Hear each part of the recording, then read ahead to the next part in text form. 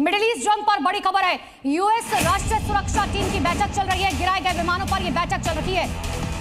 आगे की जो रणनीति है उस पर मंथन हुआ है। जाहिर है यूएस की तरफ से ये सोचना पड़ेगा कि आगे क्या कुछ किया जाए, आगे की रणनीति क्या होनी चाहिए। इसको लेकर के यहाँ पर डिस्कशंस इस समय होते हुए नजर आ रहे हैं। वही बड़ी जानकारी है, ईरान ने ट्रंप को एक और बड़ा झटका दिया है। कैसे?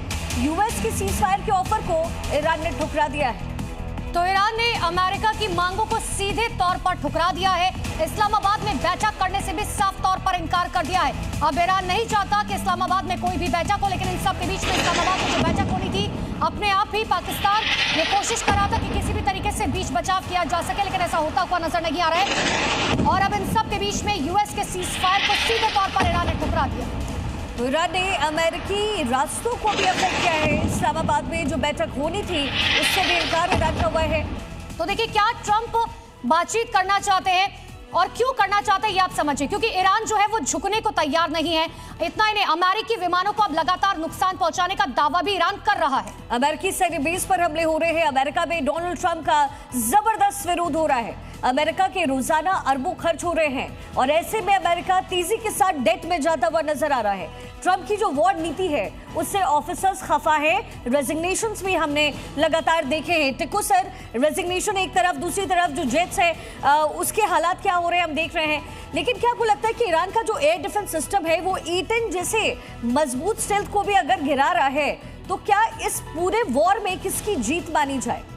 देखिए, आजकल जो एंटी एयरक्राफ्ट सिस्टम्स हैं वो बहुत ही लीथल और प्रेसिजन वेपन्स हैं। रविंद्र सर, क्या ग्लोबल परसेप्शन में अब कहा जाए कि ईरान की ताकत बढ़ती हुई नजर आई है?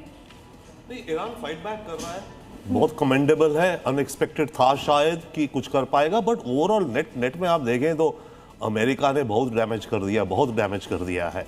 ईरान का इंफ्रास्ट्रक्चर, उनकी मिलिट्री इंस्टॉलेशंस, उसकी लीडरशिप उड़ा दी, उनका पोप उड़ा दिया है जो स्पिरिचुअल लीडर था।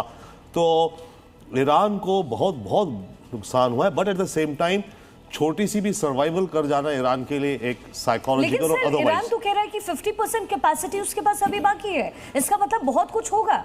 श्योर, बहुत कुछ है, बट द इशू इज जो भी है उनके पास इतने एडवांस नहीं है चीजें जो उनके पास है। By the way, quickly pilot पे मैं दो बातें कहना चाहता हूँ।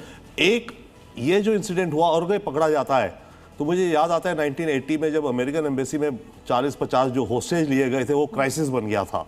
इस पायलट से वीडियो बनवा करके अमेरिका जाएगा, अमेरिका पब्लिक ओपिनियन चेंज होगा। सेकेंडली, ये जो उन्होंने इशू करा है कि उसको शूट एट साइट कर दो, अगर अदरवाइज कैप्चर कर लो, इससे ये भी प्रयास कर रहे हैं कि अमेरिकन फोर्सेस हड़बड़ी में, जल्दी में उसको रेस्क्यू करने के लिए आने का प्रयास करें और मिस्टेक करें जल्दबाजी में और उनको भी मारा जाए।